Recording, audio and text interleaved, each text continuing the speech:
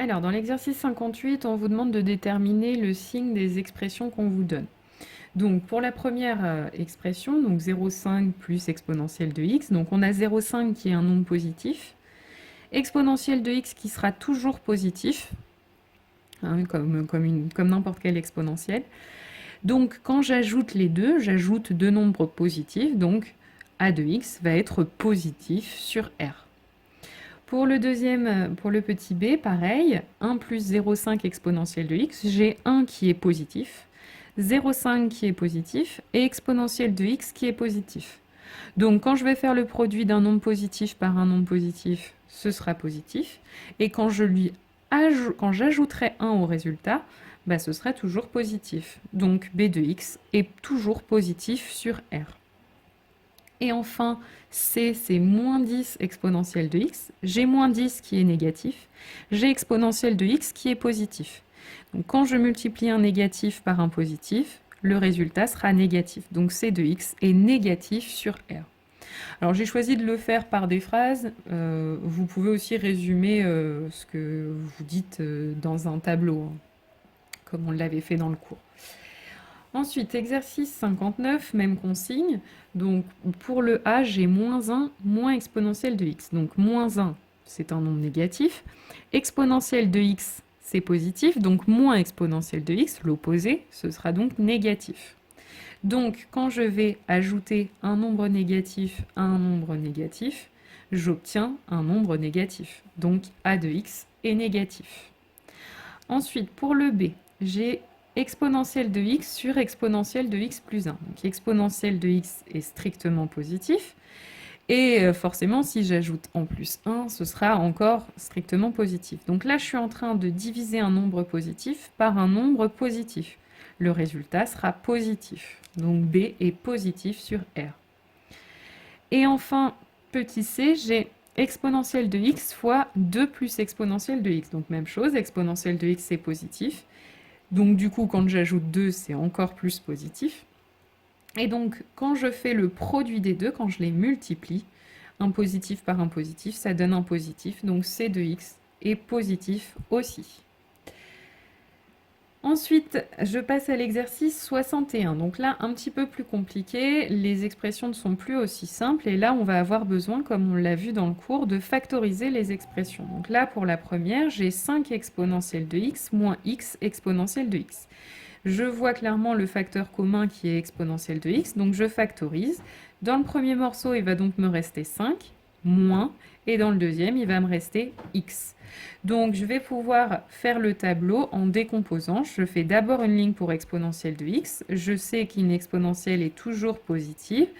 Et ensuite, je fais un tableau pour 5 moins x. 5 moins x, je sais que ça va valoir 0 quand x va être égal à 5, donc je mets un 0.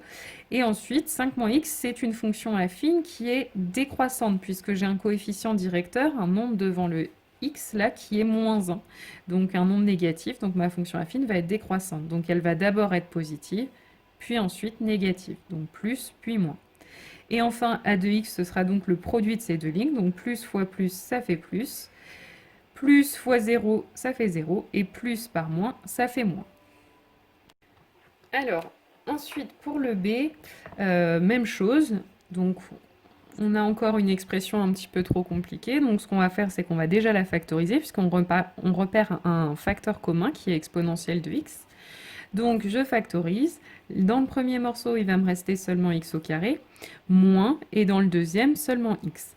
Donc, je vais pouvoir décomposer mon tableau avec une ligne pour l'exponentielle, une ligne pour x au carré moins x, et enfin, seulement faire le tableau de signe du produit. Donc, une exponentielle, c'est toujours positif, et ensuite, je vais faire le tableau de signe de x au carré moins x. X au carré moins x, c'est un polynôme du second degré. Donc je vous rappelle que pour faire le tableau de signe d'un polynôme du second degré, on va d'abord calculer delta. Donc delta, c'est b au carré moins 4ac. Donc le petit b pour ce polynôme, ce sera moins 1. C'est le coefficient devant le x. Donc moins 1 au carré. Moins 4 fois le a, ce sera le coefficient devant x au carré. Donc ici, c'est un 1 fois c, et là, je n'ai pas de constante dans ce polynôme, donc c'est que le c vaut 0. Donc finalement, j'ai delta qui vaut 1, c'est positif, donc ça veut dire que je vais avoir 2 zéros dans mon tableau. Le premier sera en 1 moins racine de 1 sur 2 fois 1, hein, c'est moins b moins racine carrée de delta sur 2a. B, on a dit, c'est moins 1, donc moins b, ce sera 1, moins racine carrée de 1 sur 2 fois 1, 2 fois 1. Ça donne 0. Et puis ensuite, la deuxième valeur pour laquelle mon polynôme vaudra 0, ce sera même formule, mais avec un plus. Et cette fois, ça nous donne 1. Donc notre polynôme s'annule en 0 et en 1. Donc je mets un 0 en dessous, 2 0 et 2 1. Et ensuite, pour connaître le signe, je regarde l'allure de ma parabole. Là, j'ai un polynôme avec un coefficient petit a qui est 1, donc qui est positif. Donc, contrairement à ce que j'ai dessiné là, votre parabole sera dans ce sens. Donc, d'abord positif, ensuite négatif, puis de nouveau positif, comme indiqué dans le tableau. Et donc maintenant, j'en déduis le tableau de signes du produit, donc plus par plus fois 0, 0, plus fois moins, moins, plus fois 0, 0, plus fois plus, plus. Voilà le tableau de signes de mon expression B. Et enfin, exercice 62. Donc même principe, j'ai encore une expression dans laquelle j'ai un facteur commun, exponentielle de x, donc je factorise. Là, une fois que j'ai factorisé, il ne me reste rien. Alors attention, hein, quand on factorise, même quand il ne reste rien, c'est qu'en fait, il reste 1 fois 1. Donc là, il va me rester 1 moins 2x. Là, je ne vais pas faire comme tout à l'heure, hein, je vous avais déjà expliqué en faisant le cours que ce qu'on peut remarquer, c'est qu'à chaque fois qu'on a une ligne exponentielle, elle ne sert à rien, puisqu'en fait, le tableau de signes de l'autre partie de l'expression, ça va donner le signe de l'expression finale, puisqu'en fait, avoir des plus, ça ne change rien, plus fois plus, ça donnera plus fois moins, ça donnera moins, plus fois 0, ça donnera 0. Donc là, ce que je fais, c'est que plutôt que faire un tableau avec 3 lignes, une ligne pour l'exponentielle, une ligne pour cette expression-là et une ligne pour a, ce que je vais faire, c'est que je vais dire, mon exponentiel est positif, donc ça veut dire que a de x sera du même signe que 1 moins 2x. Donc ce que je vais faire, c'est que dans mon tableau, je vais faire seulement le tableau de signe de 1 moins 2x, qui sera aussi le tableau de signe de a. Donc je vais d'abord chercher quand est-ce que 1 moins 2x s'annule, donc égale 0.